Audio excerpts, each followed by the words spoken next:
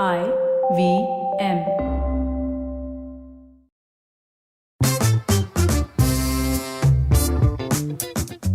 Ladies and gentlemen, I'm just trying to tell you as welcome to the show, but I was just trying to tell Suchita that if she eats ice cream while recording this show, she will sound like Okay, the first sound off, nobody wants to hear. I do not eat like that. I eat like a fucking lady and I speak like a fucking lady. Yeah, of course, you're Seriously, talking like that right now.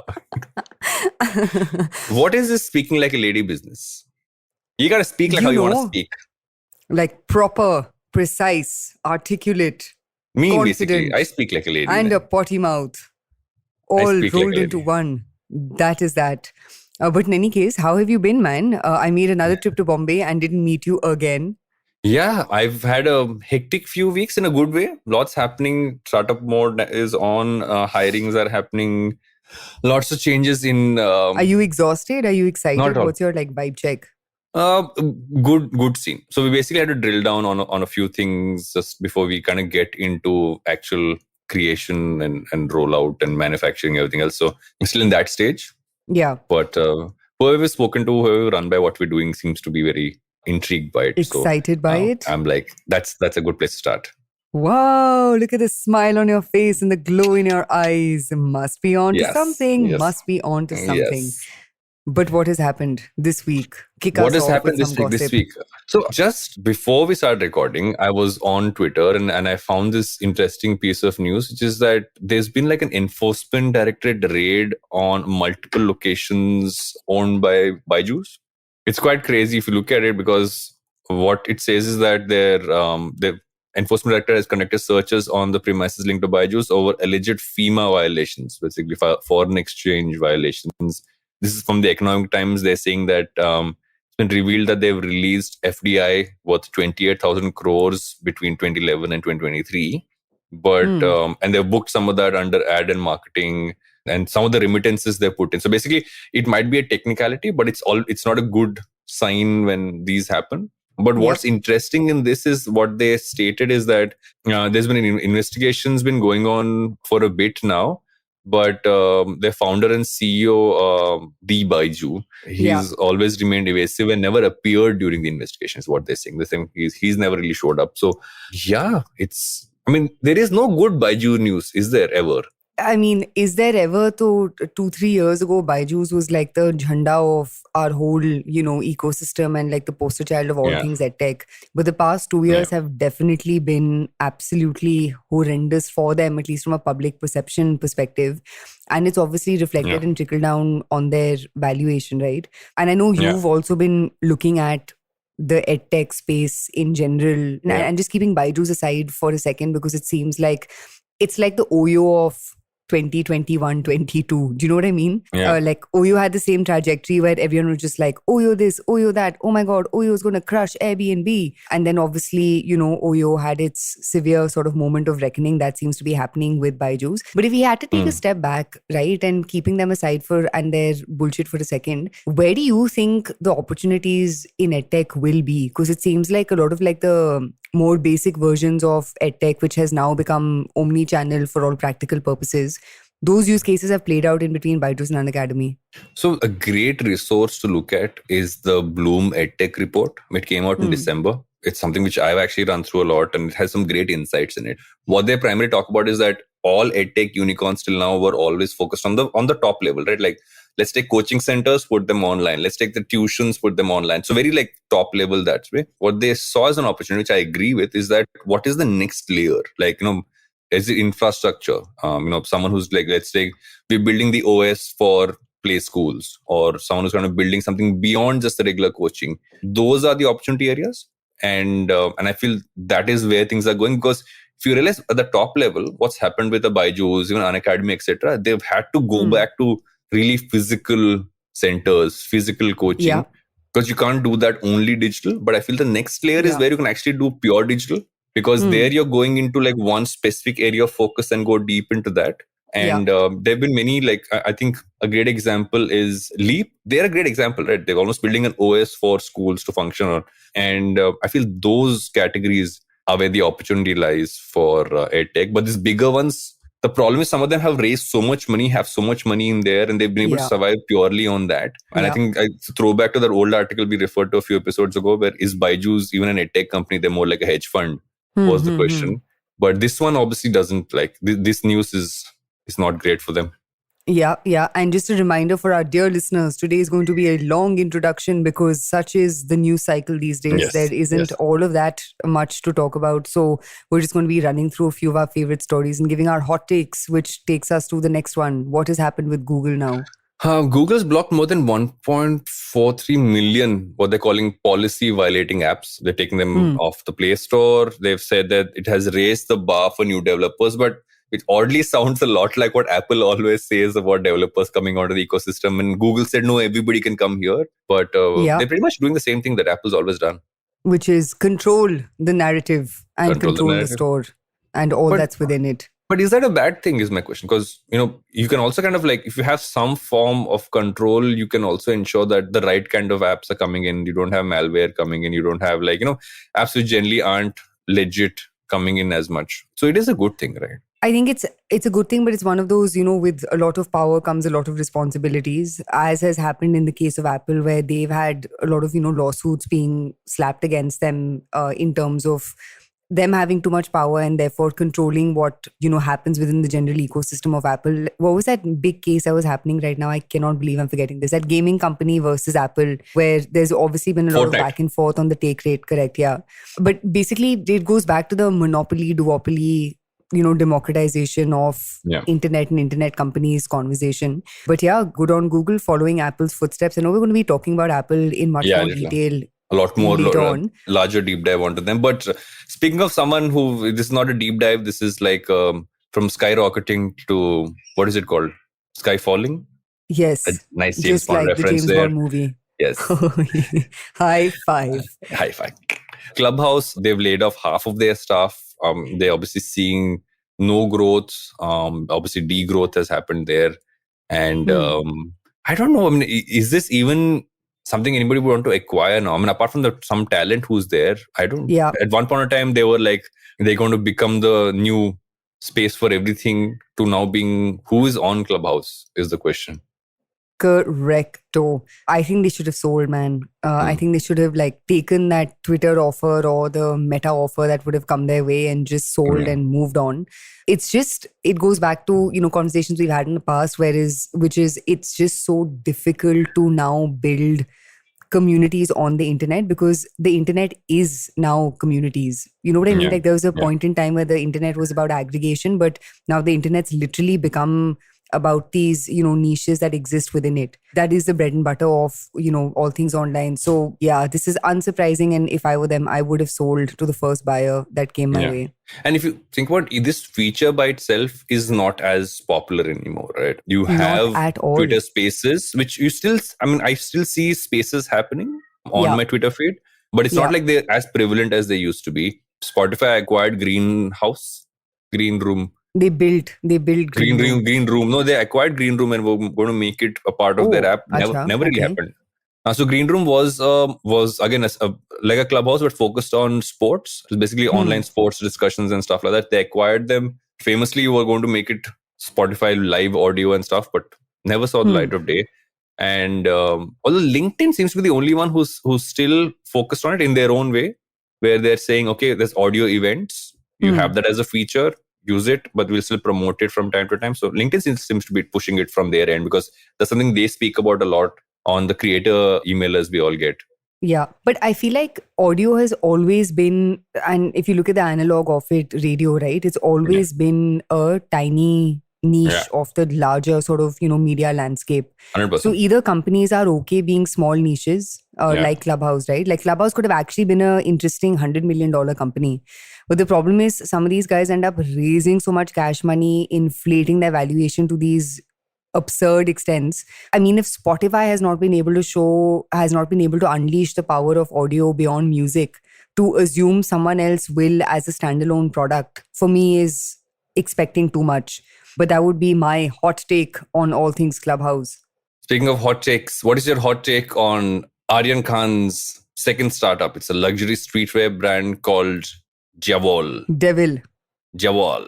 The ad, I mean, I love Shah Rukh Khan. I feel really bad for what happened to Aryan Khan. But that ad was just He directed it, by terrible. the way. Aryan Khan directed the ad. He should not become a director. That kid is like great looking. I'm sure he has He a looks like lot his of dad. talent. They don't realize how much he looks like his dad. Direction is not one of them. He's making his first show or movie. He's locked the script already. It's already out there. So just say. Well, let's hope it does well, or someone comes in. Okay, what did you think of the ad? Let's ask you for your tippany of the black paint that So I just saw it. I was waiting for necks. Shah Rukh to enter, but I was also like I was like pleasantly surprised to see how much they look like each other. I didn't really care about the ad as much as I was focused on seeing. I'm a Shah Rukh fanboy, so for me it's like I'm just focused on him. I don't care what's happening in the ad. But I didn't get the context of what he was trying to scribble off, and the red paint thing on the other red paint thing, making the X was like a little much. Yep. But Gotta anyways, love Nepo babies. Gotta love Nepo babies. Of course. Moving on. You have one of your favorite brands. Liquid Death. Yes. But I actually do love Liquid Death. I think their marketing has been aces of bases. And we guys were, so listeners, Varun and I were talking about, how insane it is that this like giant company has come out of basically selling water to customers. But if you think about it, selling water to customers is like, billion-dollar opportunities, as has been cracked by Bisleri, Evian, Smart Water, and so many others in India and obviously internationally. But I love what this company has done with their marketing. And now they've partnered with Mr. Kourtney Kardashian, also known as Travis Barker. Did you just call Travis Barker Mr. Kourtney Kardashian? Okay, fair enough. Bro, come on. To create a limited edition, what the hell is this? What is a enema collectible?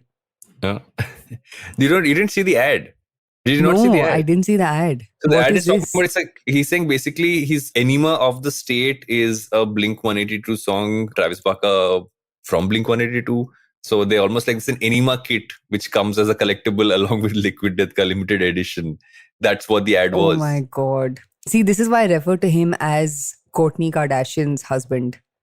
But it's a fun thing. I'm literally reading this out. It gets eyeballs, right? Some celebrities have promoted enemas as ways to detoxify the body. Experts don't necessarily agree. Enemas are also used by those who engage in anal sex, is what this article says.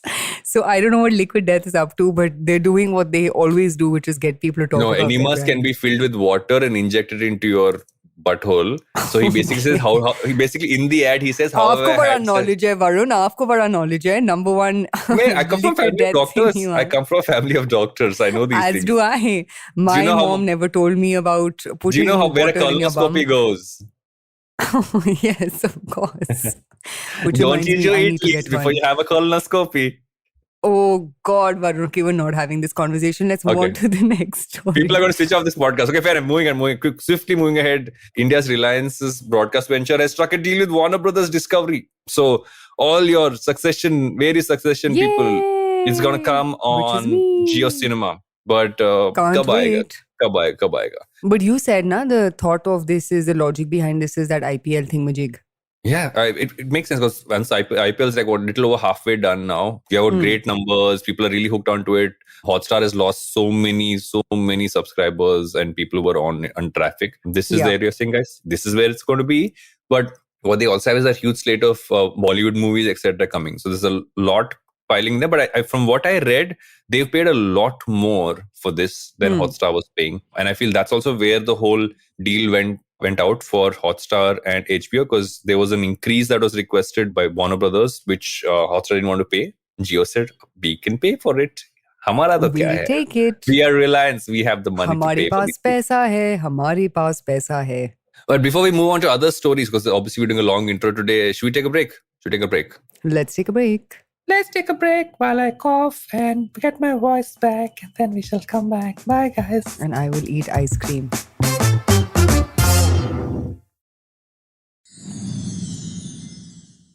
Welcome back to Think Fast, where LVMH becomes the first Europe-listed company with $500 billion market cap. How many zeros are there in 500 billion? Varun, think Lots fast. of zeros. Bahut sare zeros. Please, if you're watching this on YouTube, put in the comments. If you are listening to this on a podcasting platform, tweet it to us. How many zeros are in 500 billion? Don't cheat. No cheating, okay. But yeah, this whole luxury market piece is crazy, right? Just how much it's blown up in the last couple of years. And they're all saying Yeah. it's because of the pandemic. It's saying people are sitting at home and they end up buying more luxury goods, which is quite bizarre when you think about it. Like, what do people do when you're stuck at home in a pandemic? You buy luxury Chanel goods. bags. Buy Yeah. Chanel bags. That's what the elite do, which I will never know. But, everything else aside, I think LVMH is a great example of a very robustly run company Mm, that stuck mm, to its first principles down to the T. You know what I mean? Like yeah. they really haven't gotten too distracted, not distracted at all. They haven't gotten too distracted with that metaverse, multiverse bullshit. I think everyone tries out these fads, but I think specifically with LVMH, they've had very strong guardrails on what drives their business, Mm, and fundamentals of luxury haven't changed. Right? It's yeah. everything just comes down to imagery, posturing, positioning, and most importantly, retail. And obviously, a big part of their growth came through, especially in the past decade, has been the China story. Mm, Through COVID, there were some question marks about how long will this China growth trajectory really last for, given the number of companies that have been pulling out of China, or at yeah. least looking at China with some amount of skepticism, the biggest example being Apple. What's your sense on this, man? Do you think this 500 billion will become 1 trillion, or will it stay here and even depreciate given what's happening in China? I don't think it'll depreciate. I feel it'll flatline a lot more. The level of growth they saw won't happen.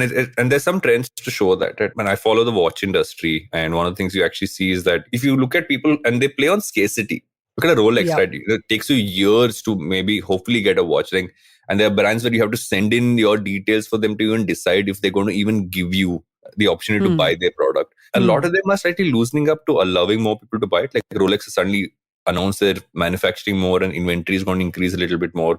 So you're seeing signs of the fact that, okay, they're like, okay, the market's at a point where, we've brought them to, okay, this whole scarcity piece to speak. Let's let them buy a little bit more, but I think it'll flatline.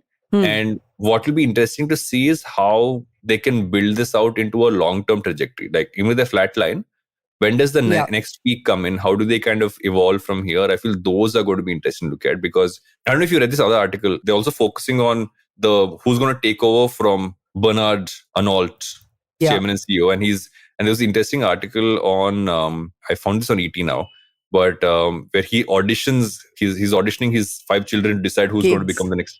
Yeah. Succession happening right there. He meets his 5 children once a month in a private dining room at the company headquarters to audition them for their role of being successor. The meeting lasts around 90 minutes, and Arnold discusses topics related to the company, seeking opinions on specific managers or whether it's time for a shake-up. Such a lovely family We lunch. know which 5 people have daddy issues for sure.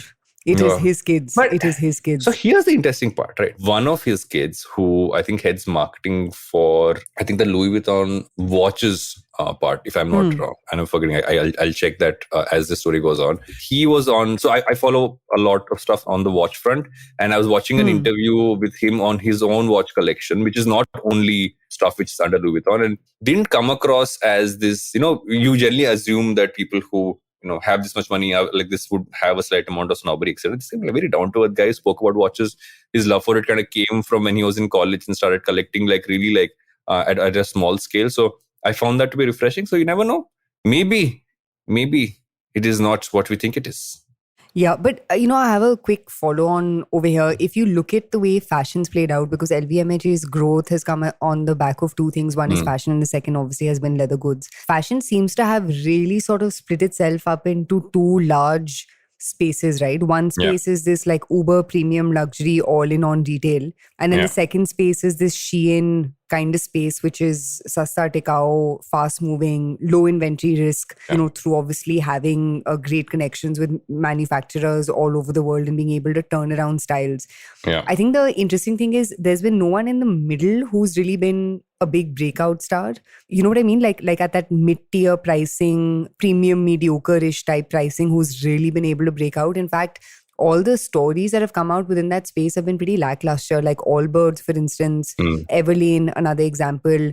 None of these companies have been true breakout stars within fashion. I don't think mid-level really works as much anymore. Because I feel what you look at in the mass one is anyway trying to look premium. So how do you categorize mid-level is the question, because generally mass was very broad and like, and cheaper. And mid-level is where you brought a little bit more premiumness in. But look at any mass one today, they all try and look premium. So what is the big sell for medium? I'd rather save up more and go straight for like luxury, right? Let me look at that as where I want to get to tomorrow. Like a Zara is assumed to be premium, right? But it is mass. So I feel that's where the problem is for this category entirely. And also you can't scale mid. You either go luxury or you go like mass.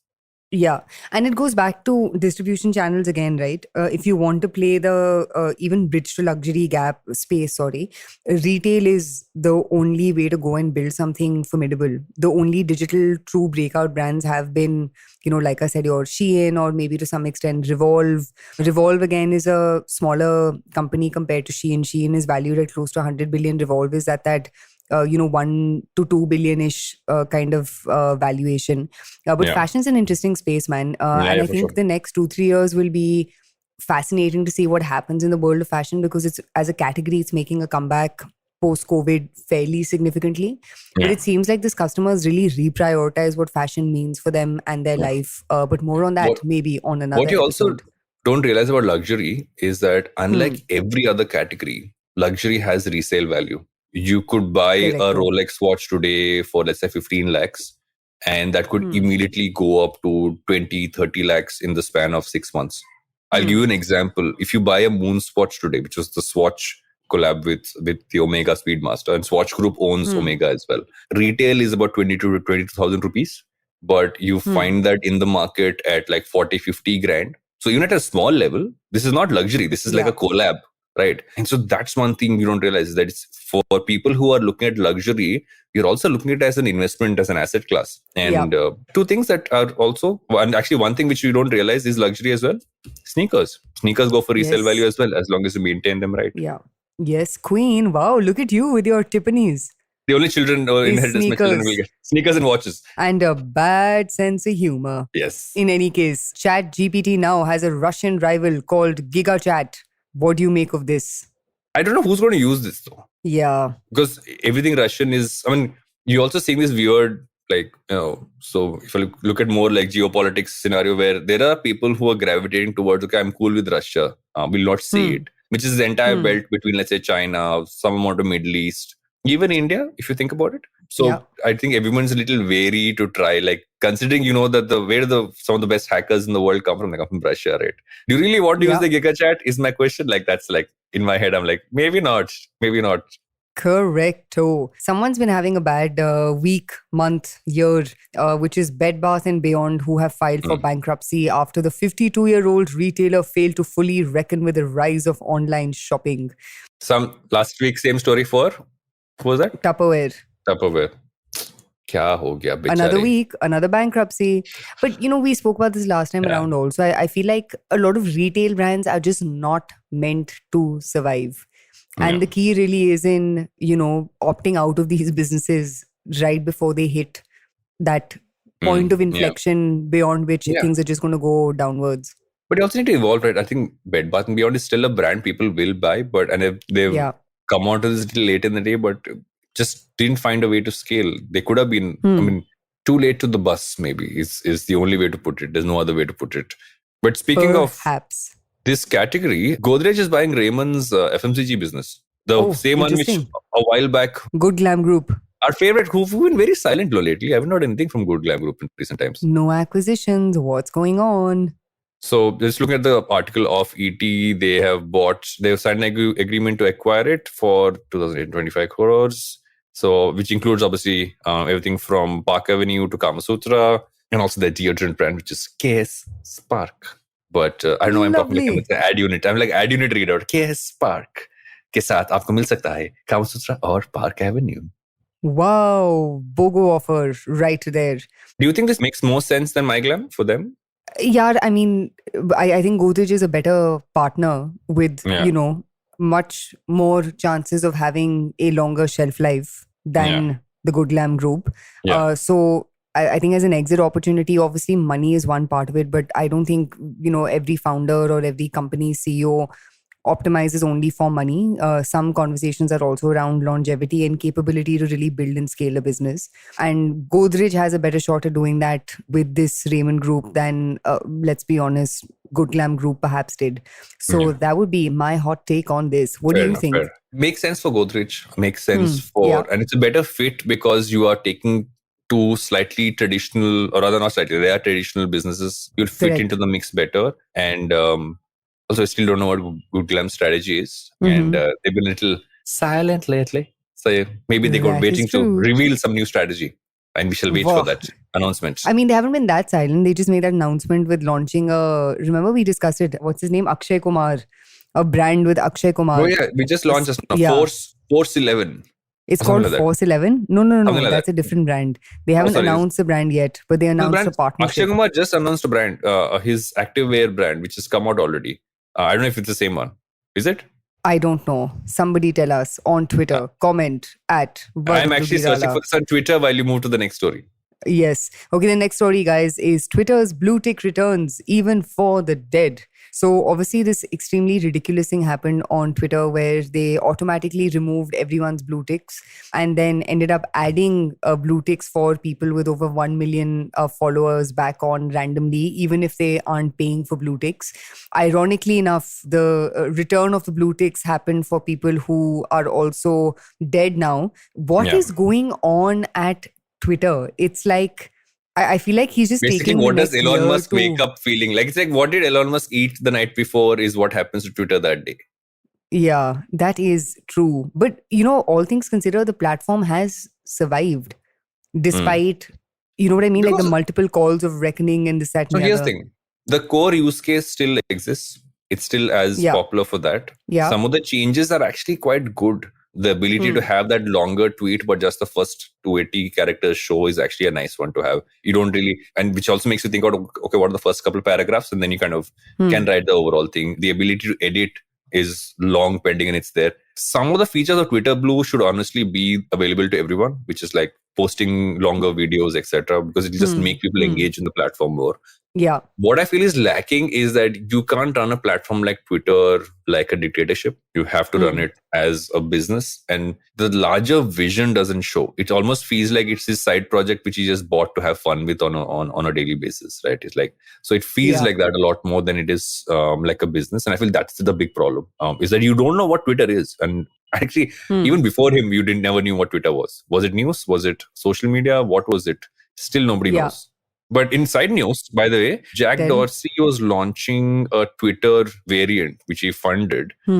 He's not running it, but he was one of the people funded. That started to get a lot more push, where basically it's called Blue Ocean, where you can only get access if you get an invite. It's one of those early, the early things where, have you got a Blue Ocean invite kind of a thing, like Clubhouse back in the day. And so it's become this whole Blue Sky, not Blue Ocean, Blue Sky. And so it's an invite-only app, and people are suddenly, it's supposedly, oddly, very similar to Twitter. It's just a decentralized Twitter, as he calls it. I have a recommendation which I'll give at the end of the show, but it ties back to the conversation we had last week also on really what is the future of media and the future of Twitter. But let me get to that when we get to our recommendation section, which will take a while. Why? Because Ankit Bo's co-founder and ex-CEO of fashion e-commerce startup Zilingo has filed a 820 crore defamation suit against high-profile angel investor and someone who's gotten into a lot of shit in the past, Mr. Mahesh Murthy, over an old piece of an article authored by him in an issue of Outlook Business magazine. What do you make of this, man? Mr. MM doing things that are quintessentially MM?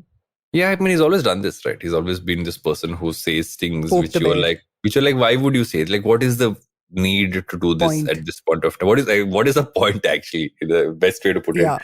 Because when you read it, it's like it comes across as snide, it comes across as petty, and you're like, okay, fine, fair enough. Sounds like what he would normally write. But I don't see the point of this entire piece. Headspin founder Manish Lachwani has pleaded guilty of sharing false and overestimated revenue metrics with investors to raise $100 million. This is ridiculous, by the way. Like, this was just absurd. So basically his investors included Dell, Tiger Global, and Iconic, which is a very well-known fund that essentially represents some of the richest people coming out of the US, more specifically Silicon Valley. Lachwani could face 20 years for wire fraud and securities fraud. And just to sort of give you context, right? In 2018, in connection with the round of fundraising, Lachwani sent a slide deck to investors that stated Headspin's ARR was more than 33 million. Though Lachwani knew that the company's ARR was far less. In 2019, again, he stated that Headspin's ARR was 54 million, when in fact it was far less. So basically, he's just raised money by declaring revenues which weren't true, which begs the question. I don't know about, I'm sure you've spoken about this in the past also. You went through a 2-year DD. For every investment round, we went through like a 6-month Exactly. DD Who's doing minimum. the Our diligence on these acquisition things? took, what is going on? In some cases, and this is what I've actually checked around, right, is that oftentimes on many of these things, what happens is that you look at people who have already part of, let's say, cap table or in the scenario, and you tend to let this one go. But that's very early stage. Yeah. But once you come to this value, either you are like taking someone on their word and you are doing too many things, but it doesn't make sense. At the bigger the number gets, you should actually have more diligence, not less. Correcto. Yeah. But speaking of other news, Reliance is set to take Campa Cola portfolio nationwide in 3 weeks. I'm excited for this. Did you ever have Campa Cola as a kid? Of course, except I was 2 years old when Campa Cola was a thing, and then later on shut down. But what's the general excitement around Campa Cola? No, it's just, Nostalgia. I'm nostalgic about it. But if you look at how they've rebranded it, doesn't really come as, like, it's just as Campa. It doesn't say Campa Cola. They obviously have multiple variants. They've only been selling it in Andhra and Telangana so far. The few variants, which is cola, lemon, and orange. And they plan to come nationwide. And also, like this, again, as always, Reliance pricing strategy is like a zero sugar variant is at 20 rupees for a can. Now compare that to the other colas you get. You're not getting a Coca-Cola can for 20 rupees, are you? Right? It's more expensive actually, than that. How much does a Coke can cost? $35 now. Yes, but 35? $40. I thought it was about 40 somewhere bucks. In that general territory. So literally like half of that, right? And so, as always, Reliance comes in and says, one second, I'll just undercut everyone, play the long game, hold my beer, I shall do this. But it'll be one of those mass brands, right? Because that's what they're targeting. They're targeting the broader mass consumer, not the person who drinks Diet Coke right now, but everybody else. Yeah. And they'll go for this. Even the branding is very like on, it looks like it's like a massy brand. And they're also, interestingly, the cans say celebrating 50 years. It's almost like showcasing like it's been there types. Like, it's not like it's saying that it's a new brand. So it's an interesting strategy though, where everybody focus on this is new. They're like, this has been there for 50 years, which is a very, very interesting angle. Yeah. What else would you want Reliance to bring back? HMT watches. HMT watches for sure. I think HMT watches will be amazing. I think they're still available, but they're very like, you don't know which one is legit and which one isn't. But what would you bring back? I miss Gold Spot. I really miss Gold Spot. I don't know if it belongs to Coca-Cola now after they bought Thumbs Up. But there is nothing that hits the spot like a bottle of Gold Spot. Okay, I hate to break it to you, but I don't know what Gold Spot is. Is this again one of the 80s phenomena? Drink? Like Fanta? Thumbs Up's orange variant was called Gold Spot. Acha, so Fanta. No, Fanta does not taste like Gold Spot. It is like, how Coca-Cola and Thumbs Up hits you like a bolt. Like Akshay Kumar, No, not Akshay Kumar. Shah Rukh Khan. Thumbs Up is Shah Rukh Khan. And Gold Spot hits you the same way. With Fanta or Mirinda never will. It's just like, it's like a bong. You're like, what? Just hit me. It's like an orange tree smacked you on the head. Lovely. I hope many orange trees smack you on the head, Varun. Getting to the other story, which is Microsoft's attempted acquisition of Activision Blizzard, the development conglomerate behind games like Call of Duty, World of Warcraft, and Candy Crush Saga, has been blocked by the UK's competition watchdog in a surprise move. What is going on? This is like a $70 billion acquisition. Everyone thought it was through the door, really, really interesting and big space for Microsoft to go all into. Any TLDRs on this? They basically supposedly feel that it'll give Microsoft undue power in cloud gaming because they also own the Xbox.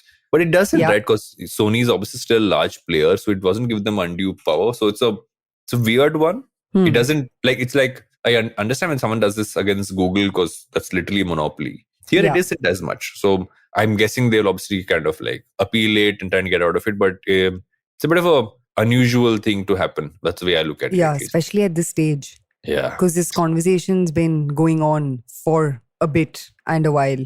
Oyo's opening 50 properties in Ayodhya. It's placing big bets on religious cities, which makes total sense in India. Like that's where a The lot of market's travel and at. stay happen. Yeah. Also, Makes that's where total sense. Oyo's market is at. I That's think Oyo has finally realized that it is a mass brand, nowhere close to masstige, prestige, or anything else that it was attempting to do with its, various sort of propositions around townhouse. Townhouse, is that what it was called? Yeah, Townhouse, this, that, and the other. Yeah, they're going back to their roots, man, and hopefully the business will be able to make up for all that was lost in its, 2 to 3 years of confusion that happened in the middle. I agree. Jupiter, a neo-banking startup based in Bangalore, has been granted a non-banking finance company license, which NBFC license, which is actually big move. Huge for them. Yeah, they can offer credit directly to consumers. So also because Jupiter's been this very interesting brand. Like I've been looking at Jupiter for a while because I've been considering that for the new businesses. That some of the features are very, very interesting. Just the fact that you can get, if I remember right, Jupiter has this thing where if you have a salary in a company and you have a Jupiter account, you can almost like take it beforehand. It's almost like you can take it before the salary date in that sense. So it gave you more flexibility in how your money would kind of come in, etc. So yeah. I have a quick question for you. Given all these products are usually directed towards men, what's the difference in between Jupiter and Cred? Because they seem to be going after the same type of customer, right? This high value, male, credit consuming customer. What's the difference in between the two? Cred is honestly like a mixture of everything. When you say that, basically Jupiter is Cred is more credit card, that side of things. Jupiter is more banking. It's more a bank space. So that would be the basic way to explain it, is that you can actually have a bank account. You can host your account. So Jupiter has, I think, a tie-up with Federal Bank. So you can have an account with that. You can have just some of these features I spoke of. You can kind of bring that in.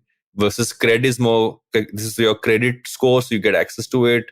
The more you pay your credit card. So it's different sides of the same bandwagon, but one is going very banking first, the other one's gone more, credit card and credit onwards. And credit is also like building features like crazy, right? You have everything from like you can get access to credit in terms of money. You can also make your money available for someone to take that as almost like a loan, but you get X amount of interest for sure. So there's a lot happening there on credit's front, whereas Jupiter is very clearly focused on banking. They're like a new age bank. Interesting. Now let's get to your favorite segment, which is a long session on all things Apple. But before that, we should take a break. We shall take a break. Yes, more breaks. We'll take a break and we come right back, and lots of stuff happening on Apple's front. We spoke about the store launches last time, but lots more happening, but all after this break.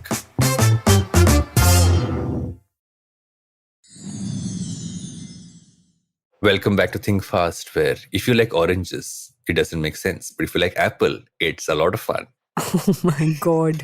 Varun, you just went on this like love rant and poem about how you love Gold Spot and it feels like oranges smacking you in the face and this, that, and the other. But now you've Gold Spot is not made from actual like oranges. It's concentrate. It's fine, but the taste is amazing. Also, your tongue becomes orange after you have Gold Spot. Okay. Why don't we just talk about Apple, the company, not the fruit? So bunch of stuff happening with Apple lately, because you haven't seen any massive launches from them in the last couple of years. You can talk about the pandemic, the manufacturing and supply chain issues obviously were there, but now you're hearing a lot of rumors. One rumor that just kind of came up this week is that they're supposedly working on a paid AI-powered health coach, which they might call Quartz. The whole fun idea is that it's going to be using AI and data from Apple Watch to create personalized coaching programs, improved focus on exercise, sleep, and eating habits. They already have Apple Fitness, which is not in India yet, but it's there globally in many places. You also have, their sleep tracking has improved, just the data you get from that. And there have been rumors for years that the AirPods will at some point in time get some sensory tech in there, because the earlobe is a great point to get health data from. So seems like an interesting move for them. They've also been very all in on health for a while now. Like you literally have the SOS feature on the watch. You have this feature for older folks, which generally, when they fall down, it calls the your SOS contact. Ambulance.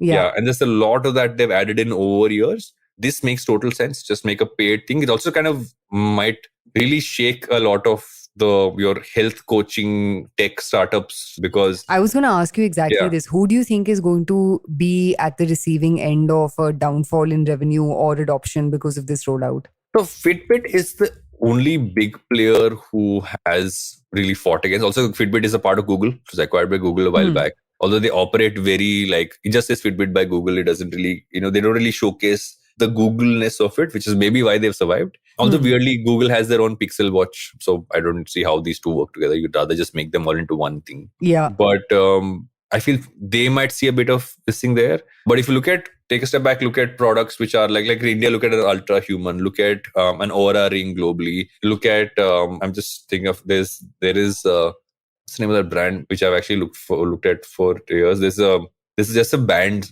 you get, it'll come back to me. But Whoop is a band you wear, which actually athletes wear a lot, because it's just like a band you wear on your hand. It just tracks so many more metrics than everyone does. So they will feel the heat a lot more, because Apple can very quickly scale this up with features. And if you are going to pay for it, which means you're getting premium. So Apple also smartly, right? They'll build the hardware, get into ecosystem, then build like a service stack on top of it, which people will pay for. And then just suddenly overnight becomes $1 billion business addition for them. So Mr. Tim Cook, as always, has figured one more piece there if this launches the way you would presume it would launch. Yes, Queen. And speaking of Tim Cook, right, we had this long conversation about how the thing that has genuinely set him apart is two things. One, he seems to really be playing the long game here. Yeah. You know what I mean? Like nothing that they've done has been sporadic or, wow, what a great surprise, and which crashes and burns later. And the second is his DNA is operational excellence. Yeah. And if you look at everything that they seem to be really getting into, right, whether it's getting to the whole health tech, med tech space, which even Amazon's made a lot of bets in, because that's the last frontier of growth on the internet, or the internet consumer rather. What else about Tim Cook's strategy seems to be joining the dots in your head as an Apple customer? He's built the ecosystem like he's building supply chain, because see, and I was just checking this while you were speaking, is that Fitbit actually has a paid premium part where you get your workout plans, etc. on top of this. And it's also integrated into the Pixel Watch, but that still feels like two different brands. What Apple can really clearly do is make everything under one brand. A lot of old school Apple fanboys will say that, oh, you've just taken away the whole essence of Apple because you've gone so big. But you cannot be at this scale and not function like this, is the way I would put it. And more than anything else, what makes this interesting to look at is just how he slowly built. You're not just building one, it's not a knee jerk. It's planned over time, really long play out. One of the things to look at in this lens is, you've heard about autonomous cars, tech, and you've heard of a headset from Apple for years now. And you're finally seeing and they've been discussed so much online because of these are the leaks happening. And there's a recent discussion on The Verge where they're talking about all the leaks together, and what they're saying. And if it is true, it'll be interesting, is that it's a headset that you can switch between AR and VR. So you can choose it as, you can look at the world around you and add elements to it and function like that. Or you can just flip totally into a virtual environment, which nobody's actually done. I mean, if they have, then I haven't come across that. And that feels like very Apple. And if you think about it, only Apple can do. You know what I mean? Literally no one else can make, not Meta, not despite their big bet on Metaverse and Oculus and this, that and the other. Apple seems to be literally the only person poised to make these big balls to wall kind of bets. Yeah. And they also look at, and this is the one thing that you can also say this is not necessarily what you should do, is they will look at what people are using a lot more of and eventually build their own feature like that, which sometimes developers get pissed off about. There are rumors of Apple launching a journaling app with their next OS, but obviously there are lots of journaling apps on the App Store, which, all the developers are going to be like, okay, what just happened here? They're looking to take iOS to Microsoft's devices. So this Microsoft Phone Link app is coming up where iMessage can actually be on Microsoft devices. And I feel that's one place where they've not really moved as fast as they should, because iMessage is actually one of the best experiences of messaging. If you are messaging Apple to Apple. So they're going after WhatsApp. They can go, because also very good encryption, etc. And they've slowly added features. They haven't gone full hog on it. So, and also and not saying everything they've done is great, right? They've been so behind the Siri bus. Siri was the first one to come out, but has just generally been quite terrible even till now. messages, for instance, like, I mean, I don't open my messages because half the time I just have like spam messages coming in. So, and while they're built in spam controls, they're not as strong as they need to be. So there's a lot they haven't done right, but it just feels like they're looking at this as a very broad ecosystem and what they bring into it and slowly just adding in there. And I feel they also need to kind of slowly move away from the iPhone, and they have been meaning to just take all the reliance on the iPhone away. And so, and this whole move towards software and like paid subscription basis things, which are slowly scaled up. I mean, Apple TV today is equivalent to the HBO of yesterday, right? Look at every single show they've had. Correct. Yesterday I sat and I watched 3 shows, of which 2 were on Apple TV. And it made me think about the fact that, you know, and just the simple fact that was not a case like even like a couple of years ago. And very, very interesting to see how they've evolved this. Also really played the long fucking game here. You know what I mean? Like their only entrance into, you know, software has come at the back of all of their hardware bets. Yeah. And you rarely see the latter happen. You rarely see someone who's gone deep into software be able to break into hardware. Though so many people have tried, like, you know, Facebook being one, you know, that's really tried to, and even Google being another, right? Google with its bet on like Pixel, and Amazon with its bet on like Fire and this, that, and the other. You very rarely see the reverse happen. Yeah, Apple is here to stay. That $1 trillion is going to triple. On that point, there's one thing to look at which isn't spoken about as much in broader circles. It's spoken about very specific like tech forums, is that just the work they've done on building their internal chips, right? So the Apple silicon chip, which was initially only on the iPhone and the iPad, which eventually landed up, I think actually first started off with the Apple Watch, if I remember right. From the Apple Watch came to the iPhone and the iPad, and then eventually landed up, obviously built on top of the same stack onto the Mac. Far exceeds the performance levels of what you got on Intel. And one of the reasons for that is you're building hardware and software together. And they're interesting. They've had the software for years. The hardware was built off of Intel. But the transition was something they worked on for a long time. So you were hearing of it coming. Even when they launched it, you still had Intel variants and you had Apple variants. So it's just the patience level of saying, no, we're playing the long game.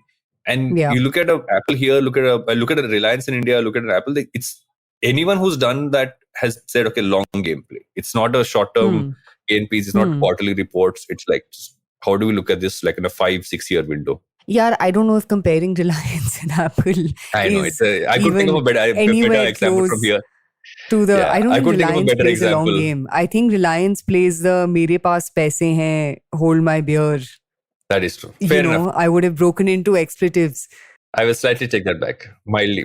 And with that, is our episode over? Do we get into recommendations? We have recommendations. So we're going to take a quick break and come back with some recommendations.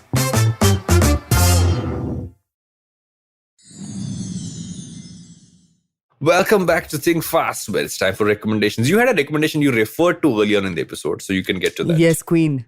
So my recommendation is Kara Swisher's podcast featured Ben Smith, who actually built out the BuzzFeed News division. And her episode with him was kick-ass because they spoke a lot about, you know, what went right or wrong with BuzzFeed News more specifically. Also the future of news. He started a new company, which again is in the, you know, media news kind of space. They cover everything from like the history of media to the future, New York Times and what has been their moat.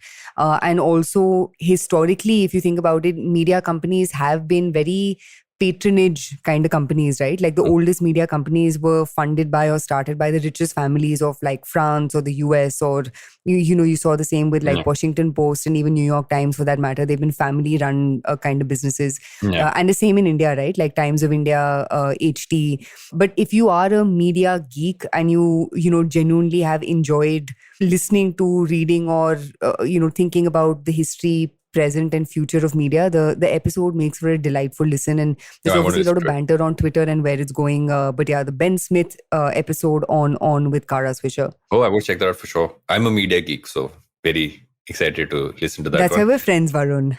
That's why we're friends. That's why. Yes. So my recommendation is actually like a slightly more serious book. It's this book called Permission to Feel. It's by this. So there's the Yale Center for Emotional Intelligence. So the person who heads it, which is Marc Brackett, he wrote this book, and it's interesting. It just talks about like the power of emotions from the time you're kids to growing up and general society. It's slightly more like, it's a little bit more technical than it needs to sometimes for the easy read, but it's a great read for anyone who's like parent or otherwise, or just like it has a mini rabbit holes you can go down.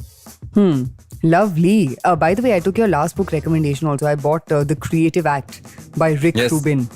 Isn't it a lovely looking book also? Like, it's just like, yeah, it's beautiful. I love the cover. Yes, it's just a beautiful book. I'm rereading it also on the side once in a while. And I like that it's like a series of short essays. You know what I mean? It's not like you have to read it from cover to cover. 2-page chapters. Yeah. I love it. I will read this book also. Thanks, Varun. So many things I've learned from you. Yes, Tali. So all you have to do before a Think Fast episode is Varun needs to have a half a glass of wine. As I did today. And Suchita needs to listen in a nutshell. Okay, guys. Toodles. Bye.